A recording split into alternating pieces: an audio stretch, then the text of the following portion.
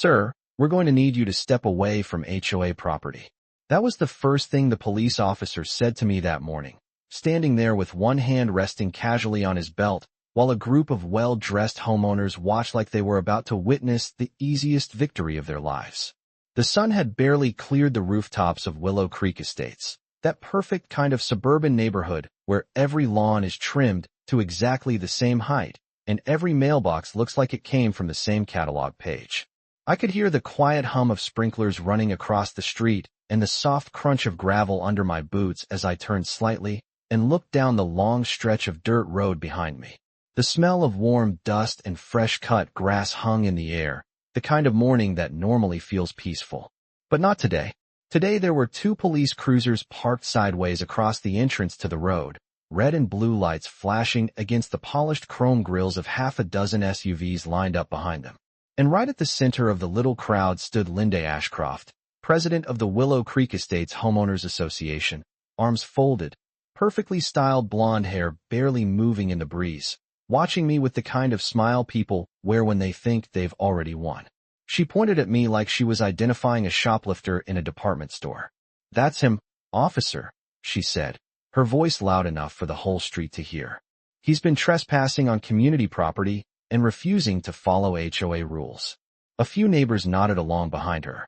One man even pulled out his phone like he was ready to record the moment I got escorted off the road.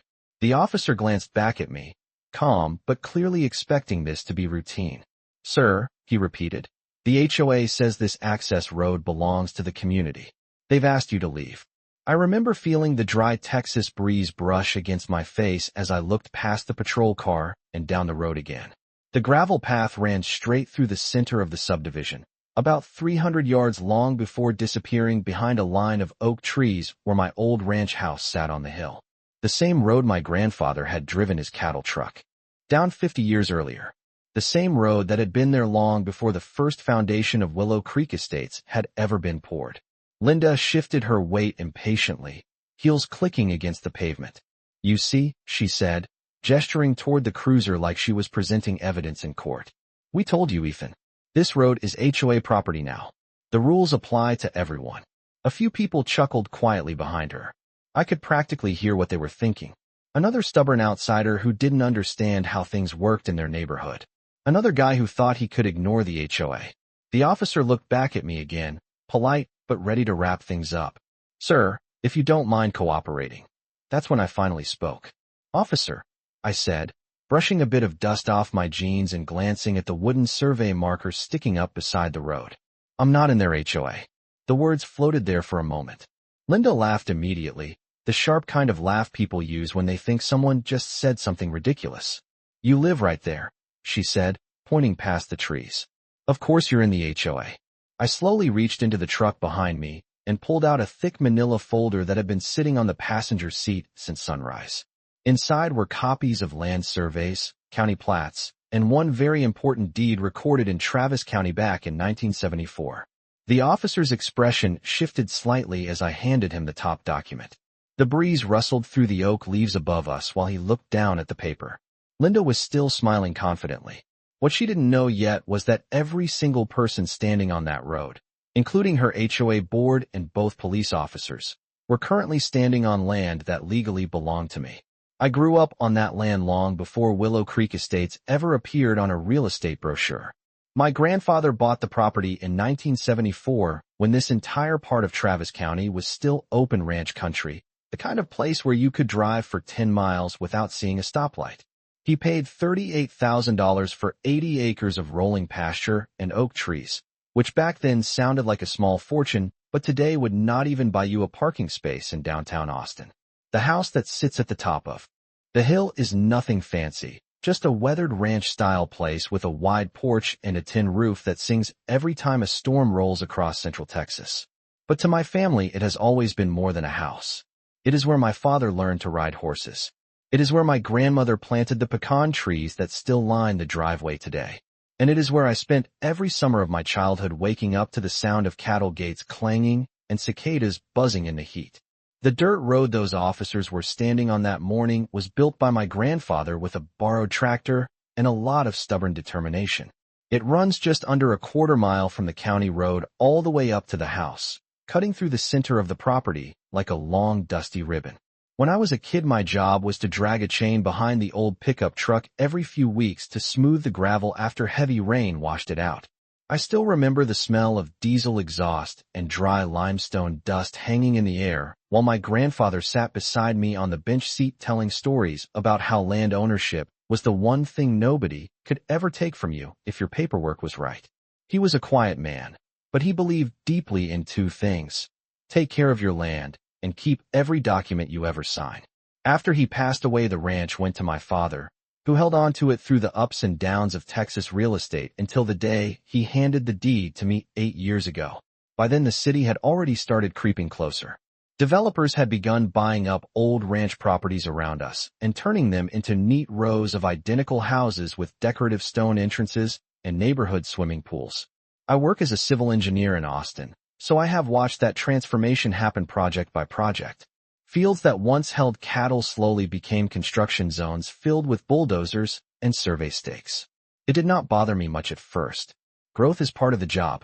But everything changed 3 years ago when a development company bought the 200-acre ranch that bordered my property to the east.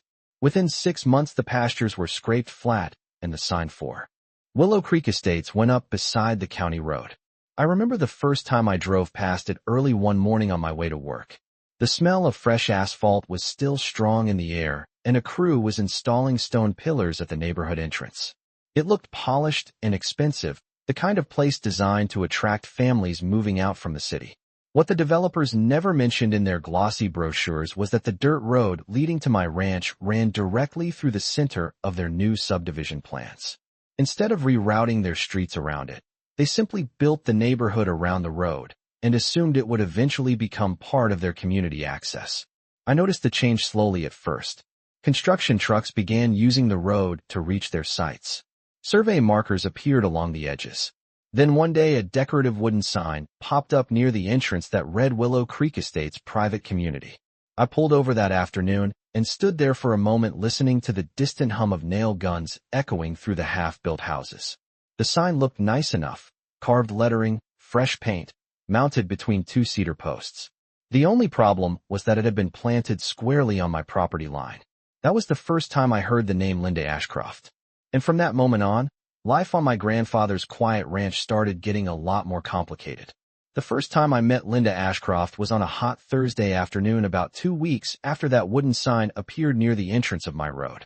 I had just finished checking fence posts along the back pasture and was driving down toward the county road in my old Ford pickup when I saw a white Lexus SUV parked sideways across the dirt path like it owned the place. The engine was still running, air conditioning humming softly, and a woman stood beside the driver's side door holding a clipboard against her hip. She looked like she had stepped straight out of a real estate advertisement. Perfectly pressed white blouse, sunglasses that probably cost more than my monthly electric bill, and hairstyled so carefully that the Texas wind barely moved it. The smell of fresh asphalt from the subdivision construction drifted across the road while she waited for me to stop. I rolled down the window, and the first thing I heard was the faint echo of hammers and power tools from the houses going up behind her. "You must be Ethan," she said, as if she had already rehearsed the conversation in her head. Her voice had that calm professional tone people use when they are about to explain how something is going to work whether you agree or not. "I am Linda Ashcroft, president of the Willow Creek Estates Homeowners Association." She gestured behind her toward the rows of new houses stretching across the former pastureland. Fresh roofs glinted in the sun, and a pair of landscaping trucks crawled slowly down one of the paved streets. The entire neighborhood smelled like wet concrete and newly cut lumber. "We are working very hard to maintain the standards of this community," she continued, tapping her pen lightly against the clipboard. "And that includes the access road running through the center of the subdivision." I remember glancing past her shoulder toward the entrance sign they had planted beside my property line. Up close it looked even more official: painted lettering, polished wood, the kind of decorative marker developers like to photograph for marketing brochures. The only problem was that the sign stood a good 10 feet inside the boundary shown on my survey map. "That road leads to my house," I told her.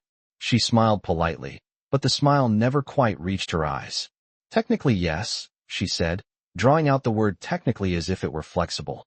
But it also runs through Willow Creek Estates, which means it falls under our community guidelines. I could hear children laughing somewhere down the new street, while a cement mixer rumbled slowly past a half-finished driveway. The whole neighborhood felt shiny and organized, the kind of place where every rule probably had its own printed handbook. Linda flipped a page on the clipboard and pointed to a section highlighted in yellow marker. Our homeowners are concerned about traffic, maintenance, and long-term access rights. So we will be incorporating this road into the HOA infrastructure moving forward. I stared at her for a second, trying to decide whether she actually believed what she was saying or if she just expected everyone else to accept it. Incorporating it how? I asked. She nodded toward the entrance where a pair of workers were unloading decorative stone blocks from a flatbed truck. Security gate, signage, landscaping, the usual improvements, she said confidently. It will help protect property values. The words hung in the warm afternoon air while a gust of wind carried the smell of fresh mulch across the road. That was the moment I realized Linda Ashcroft was not simply introducing herself. She was announcing that the quiet dirt road my grandfather built decades earlier had just become the newest project for the Willow Creek Estates Homeowners Association. And judging by the confident way she stood there beside that clipboard, she had absolutely no doubt that the road already belonged to them. For a few seconds, I just sat there in the driver's seat of my truck listening to the engine idle and the distant rhythm of construction drifting through the neighborhood. A hammer struck metal somewhere down the street, followed by the whining buzz of a circular saw cutting through fresh lumber. The entire subdivision smelled like sawdust, wet cement, and the sharp chemical scent of new asphalt baking under the Texas sun. Linda Ashcroft waited patiently beside my door with that same polished smile, tapping the edge of her clipboard like she had already scheduled the next 10 minutes of my life. I think there has been a misunderstanding, I said finally, nodding toward the dirt road stretching behind me. That road was built by my grandfather in the 1970s. It is part of my property. Linda tilted her head slightly, the way someone does when they hear something inconvenient but choose not to acknowledge it. Well, she replied calmly. The development company informed us that this access path runs through the center of Willow Creek Estates. Our homeowners have a vested interest in how it is maintained. A landscaping truck rolled slowly past behind her, tires crunching over fresh gravel, while two workers unloaded stacks of decorative stone from the bed. One of them glanced over at us before returning to his work. It was clear the entire neighborhood was beginning to take shape around that road whether I liked it or not. I looked down at the cedar posts holding up their new community sign and noticed the base had already been surrounded by a ring of bright red mulch. Someone had even planted a row of small shrubs beside it. They had not just installed a sign. They had landscaped it like a permanent landmark. You planted that sign on my land, I said, pointing toward the posts. Linda did not even look back at it. Temporary placement, she said smoothly. Once the entrance gate is installed, it will be repositioned to match the community design plan. The word gate hung in the air for a moment while the wind rustled through the oak trees lining the road. What gate? I asked. She flipped another page on the clipboard and showed me a printed drawing that looked like it had come straight from an architectural rendering. At the bottom was a picture of a wide stone entrance with metal bars and a keypad pedestal standing exactly where the dirt road met the county pavement. Decorative lanterns, stone columns, landscaping beds, the whole suburban package. Access control, she explained proudly. It will keep traffic limited to residents and authorized guests. I stared at the drawing, then back at the road that led directly to my house. The same road I had driven every day of my life. That road is the only way to reach my property, I said slowly. Which is why we will provide you with a resident entry code, Linda replied without hesitation. She said it the same way someone might explain how a neighborhood pool pass worked, as if the entire situation had already been decided somewhere else, and she was simply delivering the policy update. A light breeze carried the smell of fresh mulch and newly watered sod across the entrance, while a couple of early homeowners walked past pushing a stroller along the newly poured sidewalk. They glanced over briefly before continuing down the street. To them, this probably looked like a routine conversation between a resident and the HOA president. But standing there beside that clipboard, Linda Ashcroft had just explained exactly how she believed the future of my grandfather's dirt road was going to work. and judging by the stone blocks already stacked on the construction truck behind her, the Willow Creek Estates Homeowners Association was already moving forward with the plan. I remember driving back up the dirt road that evening with the windows down and the smell of cedar and dry grass drifting through the cab of my truck. The sun was dropping behind the oak trees, turning the dust hanging over the pasture into a hazy golden cloud. Normally that view calmed me down after a long day in the city, but that afternoon the image of Linda Ashcroft standing beside that clipboard kept replaying in my head. The way she spoke about gates and access codes like the entire situation had already been approved somewhere behind closed doors. By the time I parked beside the old barn, I could hear cicadas buzzing loudly in the heat and the distant rumble of another construction truck rolling through the subdivision below the hill. I walked out to the porch and looked down toward the county road where the entrance sign now stood like it had always belonged there. The red mulch around the posts looked bright and artificial against the pale limestone soil my grandfather had worked for decades. That night, I pulled the old metal file box out from the hallway closet inside the house. The same box my father kept stacked with property records, tax receipts, and survey maps that dated all the way back to the 1970s. When I opened the lid, the smell of old paper and dust drifted up into the room. Inside were yellowing envelopes labeled in my father's careful handwriting. Boundary survey, county filing, access easement. He had always believed paperwork mattered more than arguments. I spread the documents across the kitchen table under the overhead light and started reading through them again, even though I already knew what they said. The original survey from 1974 showed the entire 80 acres outlined clearly in thick black ink.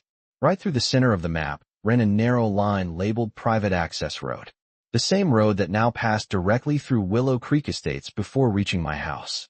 I traced the line with my finger while the ceiling fan hummed softly above me.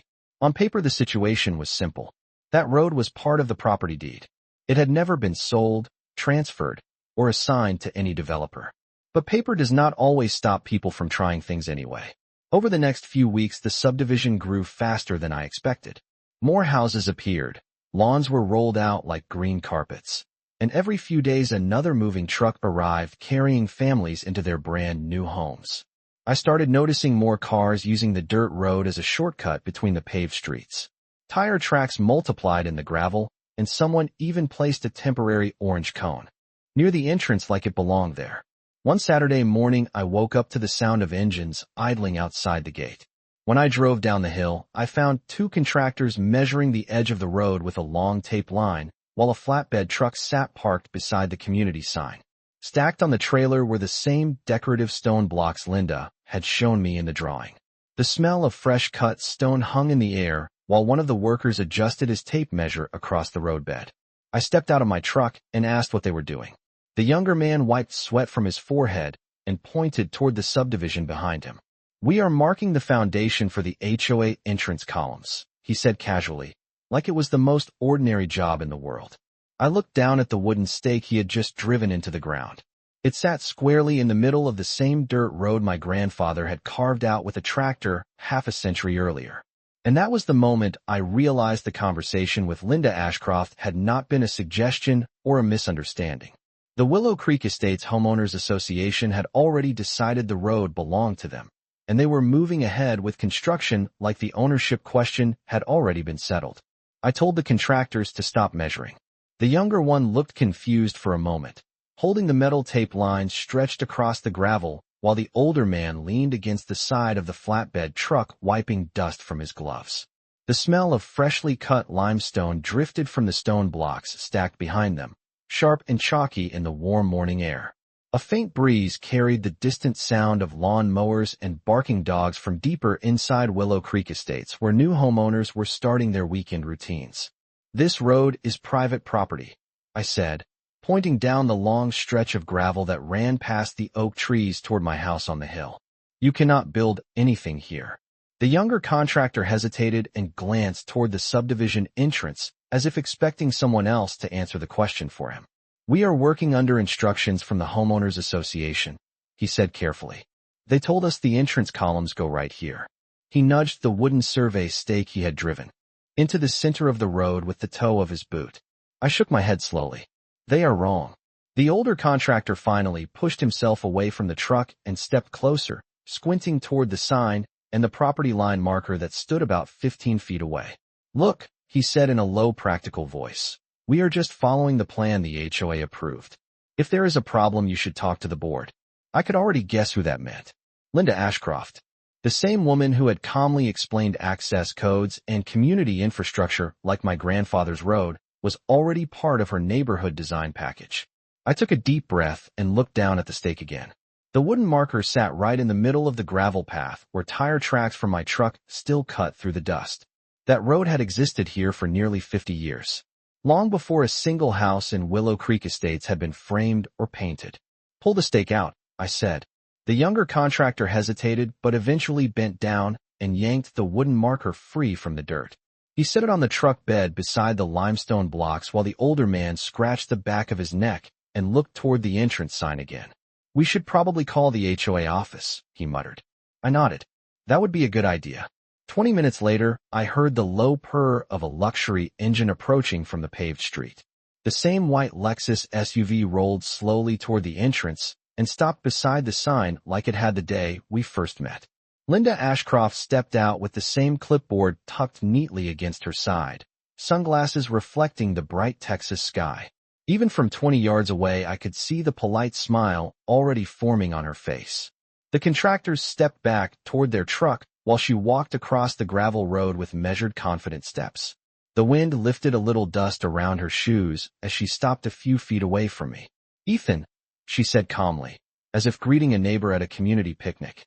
"My contractors told me you asked them to stop construction." I could hear the faint buzz of cicadas in the trees and the distant whine of a leaf blower somewhere inside the subdivision.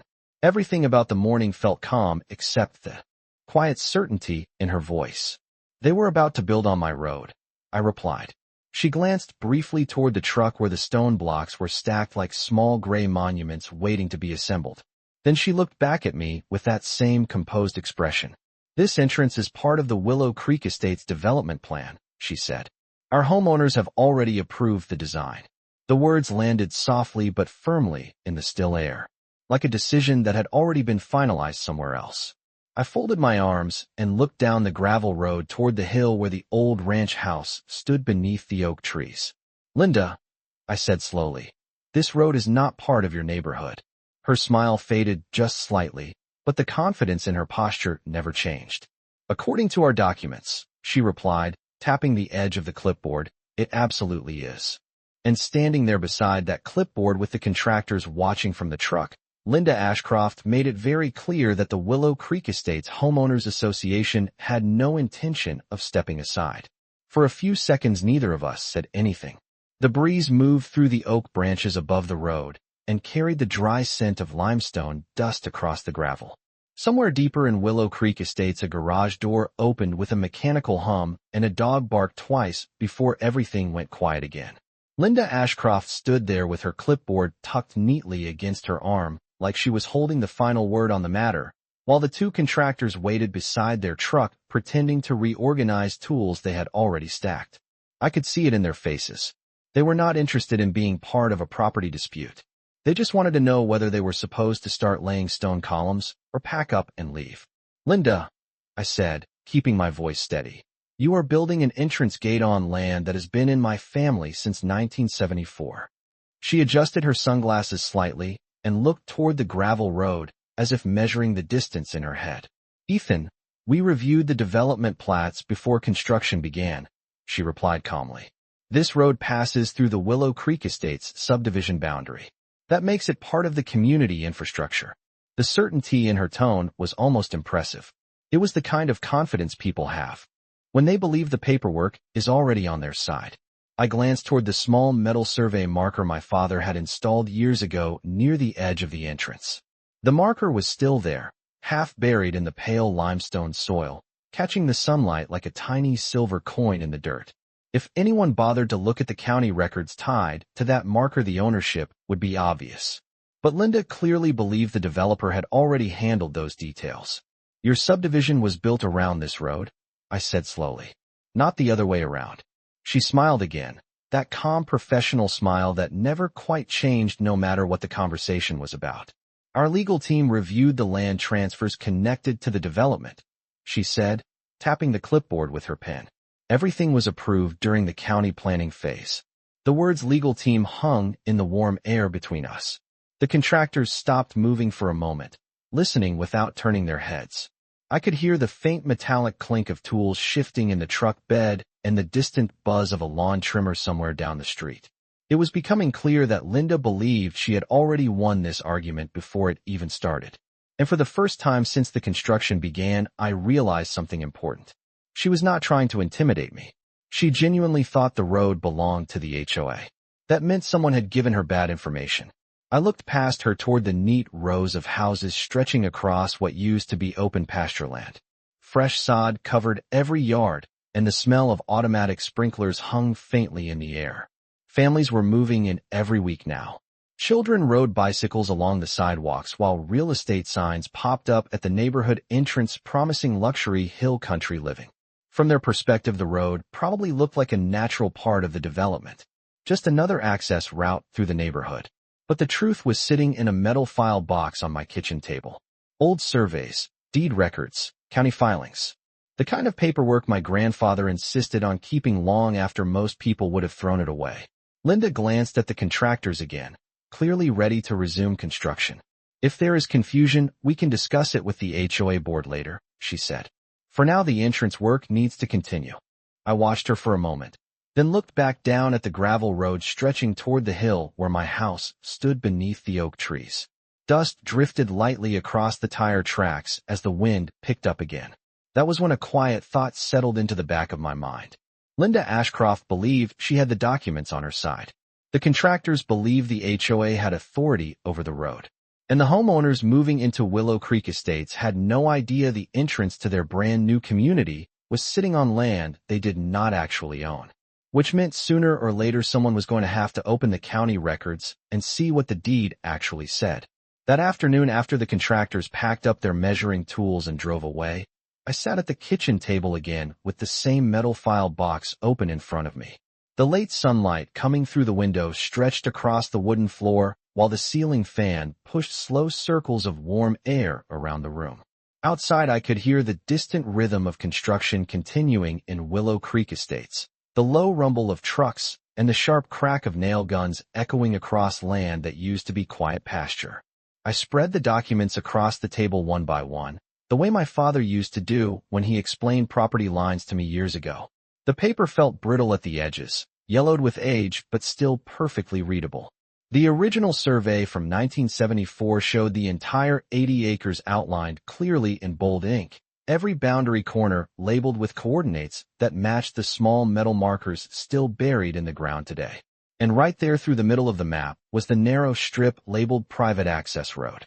Not easement, not shared infrastructure. Private access road. The wording mattered. My grandfather had insisted on that language when the surveyor filed the document with the county clerk. I flipped to the next page, a certified copy of the property deed recorded in Travis County the same year. The legal description ran several paragraphs long, referencing oak trees, fence lines, and a limestone ridge that still sat along the western edge of the land. Halfway through the document, the road appeared again, described as a permanent access route reserved exclusively for the property owner and any authorized visitors. I leaned back in the chair and listened to the hum of the refrigerator while I thought about the conversation with Linda Ashcroft. According to her, the HOA legal team had already reviewed everything. According to the contractors, the development plan clearly placed the entrance gate right across my road, which meant either the developer had made a mistake when they designed Willow Creek Estates or someone had quietly assumed that nobody would question it. I gathered the documents into a neat stack and slid them back into the manila folder my father had labeled Access Road Records. Then I opened my laptop and pulled up the county property website. The page loaded slowly while the fan creaked overhead. Parcel maps filled the screen, showing the subdivision boundaries for Willow Creek Estates outlined in bright red lines across the satellite image of the land.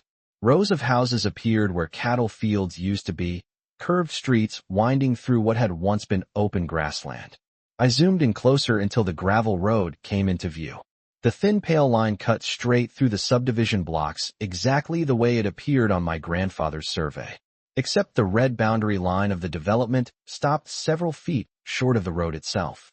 The parcel number attached to that strip of land matched the same 80-acre property that had been in my family for 50 years.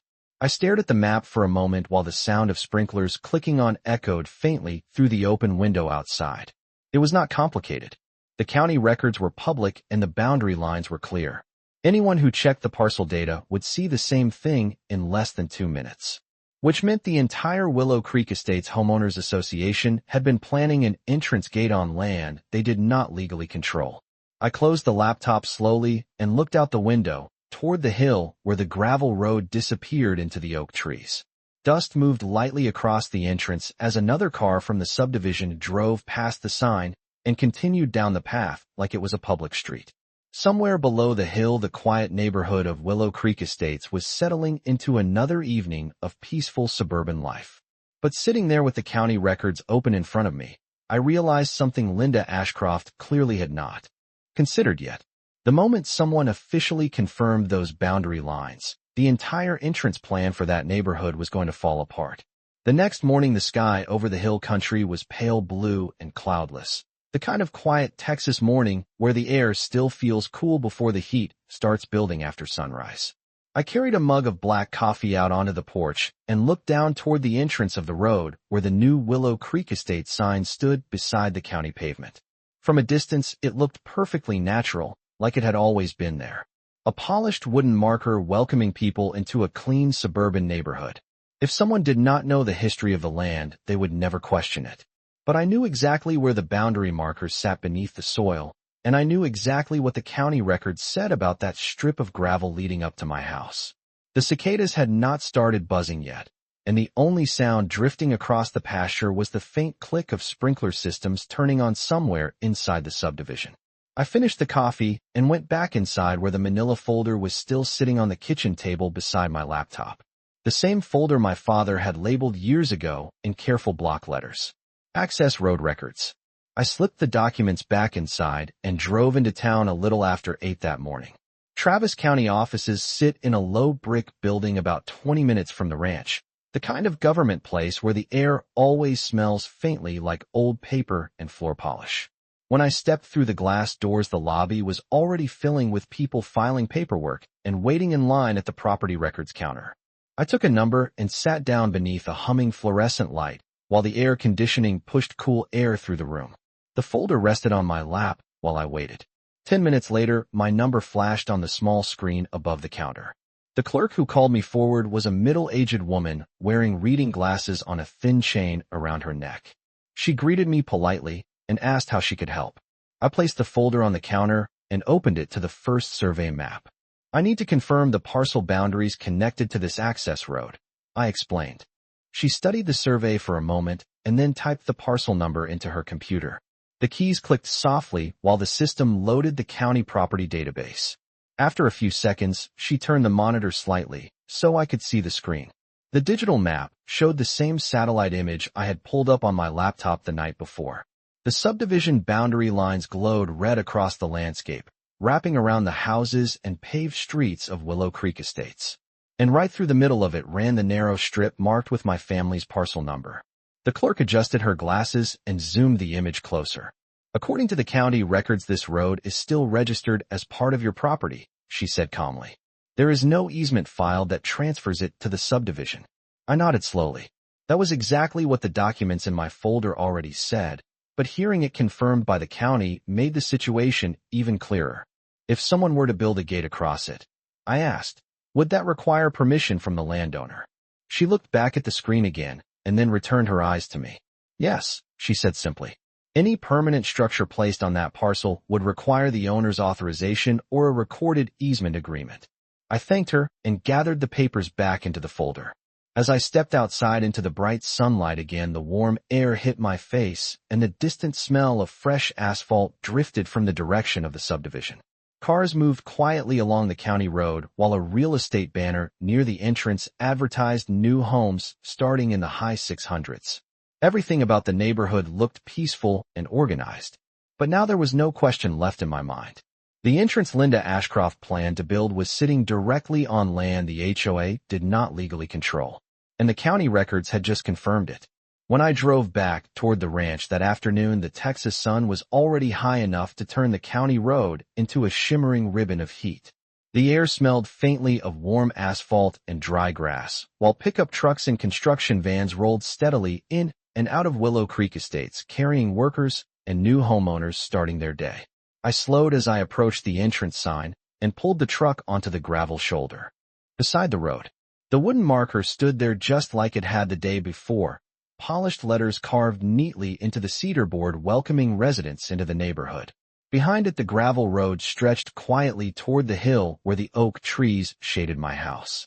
A few cars from the subdivision passed by the sign and continued along the road like it was a public street. One of them was a silver sedan driven by a young couple who looked around curiously as they rolled past the pasture fences. To them, the road probably looked like a normal community access route. Nothing about it suggested that it belonged to a private property owner who had never agreed to share it with the neighborhood. I stepped out of the truck and walked over to the entrance marker. The smell of red mulch and fresh landscaping soil hung in the warm air around the base of the posts. Someone had watered the shrubs that morning and damp earth clung to the edges of the flower bed. I glanced down at the ground where the gravel met the county pavement. Just a few feet away, the small metal survey marker my father had installed years ago still sat embedded in the limestone soil. The county clerk's words echoed quietly in my mind.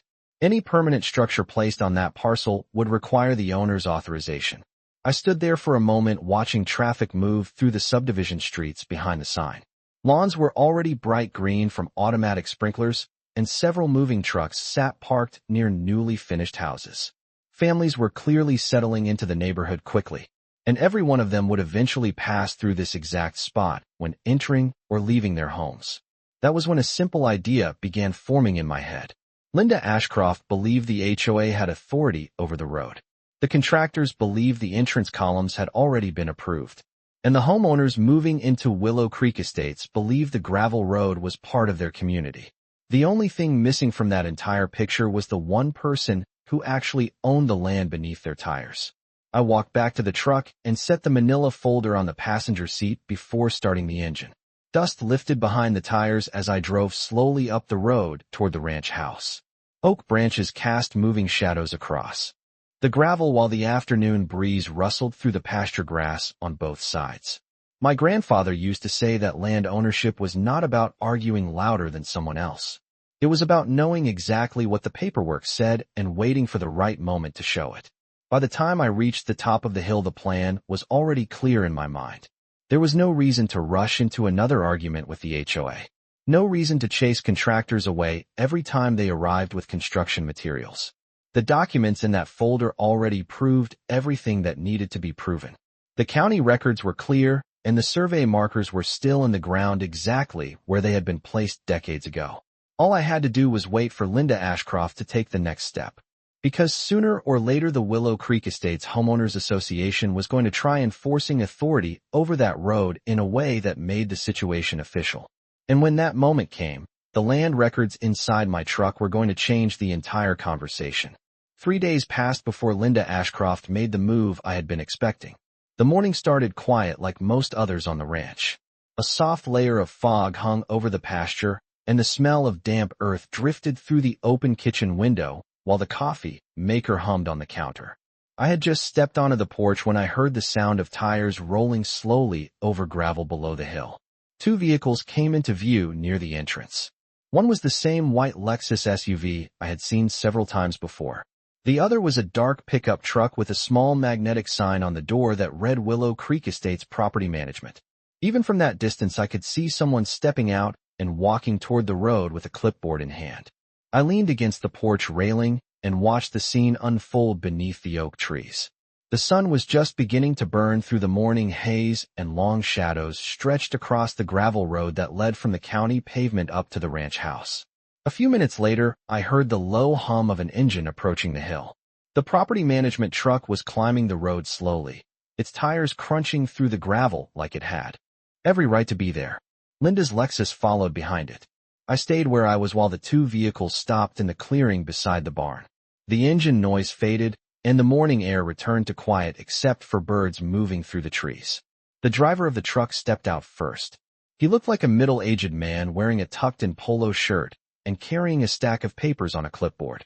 Linda Ashcroft stepped out of the Lexus next, perfectly composed as always, sunglasses reflecting the bright Texas sky. She glanced around the property briefly before walking toward the porch where I was standing. The property manager followed a few steps behind her. I could smell warm engine metal and fresh dust drifting up from the gravel as they approached. "Good morning, Ethan," Linda said with the same calm professional tone she always used. "We tried calling earlier, but did not get a response." I nodded toward the road behind them. "I was out checking the north fence line," I replied. The property manager cleared his throat and held up the papers he was carrying. "I am Mark Dalton with Willow Creek Estates Management," he said politely. "We are here to discuss an access compliance issue regarding the community roadway." I did not say anything at first. The breeze moved lightly through the oak branches overhead, and the faint smell of cut grass drifted from the subdivision down the hill. Mark Dalton flipped one page on his clipboard and continued reading. "According to the Homeowners Association guidelines, all roads located within the Willow Creek Estates subdivision fall under HOA management authority. Residents and property owners using these roads are required to follow community regulations, including access control measures and future infrastructure improvements." Linda stood quietly beside him while he spoke, watching my reaction. The entire statement sounded very official, carefully rehearsed, the kind of language designed to make something sound settled and final. Mark finished reading and lowered the clipboard slightly. "We are asking that you acknowledge these terms moving forward," he said. "The HOA will begin construction of the community entrance gate next week." I looked past them toward the gravel road where the morning sunlight now lit the exact strip of land the county records had identified as part of my property. Tire tracks from their vehicles still marked the dust leading back to the entrance sign. For a moment, nobody spoke. Then I walked slowly down the porch steps and reached into the truck parked beside the barn. The manila folder rested on the passenger seat exactly where I had left it. I pulled it out and closed the door gently before walking back toward them. Linda Ashcroft watched the folder in my hands with mild curiosity, while Mark Dalton adjusted his glasses and waited. I opened the folder and handed the first document to him. "Before you build anything across that road," I said calmly, "you might want to read what the Travis County property records say about the land you are standing on." Mark Dalton accepted the document with the careful expression of someone who expected to see routine paperwork but was not entirely sure what he was about to read. The morning sun reflected faintly off the white paper as he adjusted his glasses and looked down at the first page. Linda Ashcroft leaned slightly closer beside him, the edge of her sunglasses catching the light while the breeze moved gently through the oak branches overhead. For a few seconds, the only sound on the hill was the faint rustle of leaves and the ticking of warm engine metal cooling beside the parked vehicles. Mark's eyes moved slowly across the document. I could see the exact moment his posture changed. His shoulders straightened slightly, and he flipped the page back to the beginning to read the heading again. Travis County Property Record. Parcel identification number followed by the same legal description that had been filed when my grandfather purchased the land in 1974. The gravel road was listed clearly inside the boundary description as a private access route reserved exclusively for the property owner. Mark looked up from the page and glanced toward the gravel road stretching back down the hill toward the subdivision entrance. Then he looked at Linda. "This parcel includes the roadway," he said quietly. Linda reached out and took the document from his hand with a small confident smile that had not changed since she stepped out of the Lexus. She scanned the page quickly, her eyes moving across the survey description and the county seal stamped near the bottom. For a moment her expression stayed exactly the same as before. Calm, professional, unbothered. But then she flipped to the second page where the survey map showed the thin strip of road running through the middle of the Willow Creek Estates development boundary. The breeze lifted a strand of her hair as she studied the diagram. Down the hill a car rolled slowly along the county pavement and turned past the wooden entrance sign without stopping. The tires hummed softly across the asphalt before disappearing behind the first row of houses. Linda lowered the document slightly and looked back toward the gravel road again, this time more carefully. Mark Dalton cleared his throat beside her and leaned closer to the survey map. "The subdivision boundary stops here," he said, pointing toward the red line that curved around the parcel before reaching the road. His finger traced the line slowly across the map, while the dust from the gravel driveway drifted lightly in the morning air. Linda did not say anything for several seconds. The quiet confidence she carried earlier that morning seemed to pause as she studied the paper again. Finally, she looked up at me. "Our development attorney reviewed the property filings when Willow Creek Estates was approved," she said. The words sounded more cautious now, less certain than before. I nodded toward the map still in her hand. "Then you should probably ask them to review that survey again," I replied calmly. Mark shifted his weight and glanced down the hill where the entrance sign and landscaping sat beside the road. The stone blocks the contractors had unloaded earlier in the week were still stacked neatly beside the sign, waiting to become the columns for the planned gate. Except now, everyone standing on the hill understood something they had not realized before. The entire entrance design had been planned on land that belonged to someone else. Mark slowly handed the documents back to me. "We will need to verify this with the county records department," he said carefully. I slipped the papers back into the manila folder and closed it. The wind moved through the trees again and carried the faint smell of fresh sod and fertilizer from the neighborhood below. Linda Ashcroft looked toward the gravel road one more time, her expression thoughtful in a way I had not seen before. For the first time since the conversation about the entrance gate began, the certainty behind the Willow Creek Estates plan had started to shift. The morning air stayed quiet after Mark Dalton finished speaking. For a few seconds nobody moved. The breeze pushed gently through the oak trees above us, and the faint smell of warm gravel drifted up from the road that had been part of my family's land for half a century. Down the hill, the entrance sign for Willow Creek Estates stood beside the county pavement exactly where the contractors had landscaped it, bright red mulch and young shrubs still fresh from watering. A car from the subdivision rolled slowly past the sign and turned onto the gravel road before continuing toward the houses deeper in the neighborhood. The driver probably had no idea the thin strip of dust beneath his tires had just become the center of a very expensive misunderstanding. Mark Dalton shifted the clipboard under his arm and looked toward Linda Ashcroft. "We should pause the entrance construction until the county confirms the boundary," he said carefully. Linda kept her eyes on the survey map for another moment before finally folding the paper closed. The confident tone she had used earlier that morning was gone now. Not replaced with anger or frustration, just quiet calculation. She looked down the gravel road again, then back toward the subdivision where the rows of new houses caught the sunlight like polished glass. "I will contact the developer's attorney," she said calmly. "If the survey is correct, we will need to revise the entrance plan." I nodded slightly and slipped the folder back under my arm. The dust from the driveway swirled lightly around our feet as the breeze picked up again. Mark gave me a polite nod before turning back toward the truck. A moment later, the two of them were walking across the gravel clearing toward their vehicles, their footsteps crunching softly with each step. The engine started and the vehicles rolled slowly down the road toward the subdivision entrance where the wooden sign still stood beside the pavement. I watched them disappear behind the line of young cedar trees that separated the neighborhood from the open pasture. The hill grew quiet again once the sound of their engines faded into the distance. That afternoon, a survey crew from the county arrived to confirm the boundary markers along the entrance. They carried bright orange flags and metal measuring rods, moving carefully along the same gravel path my grandfather had carved with a tractor decades earlier. By the time they finished their measurements, the result matched exactly what the documents in my folder had already shown. The gravel road remained part of the original 80-acre parcel. The subdivision boundary stopped just short of the road itself. Within 2 days, the stone blocks stacked beside the entrance sign were loaded back onto the contractor's flatbed truck and hauled away.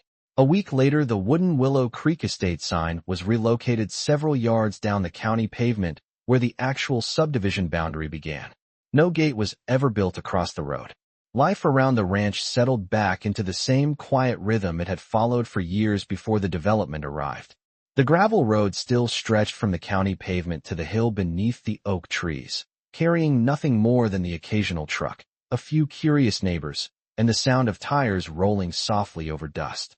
Every once in a while, someone from Willow Creek Estates drives past the pasture fence and slows down near the entrance, looking toward the road like they are trying to understand why the community gate was never installed there. And every time I see that happen, I remember something my grandfather told me when I was young, standing beside the old tractor after a long day working the land. Property lines do not belong to the loudest voice in the argument. They belong to the paperwork that proves where the land truly begins and ends.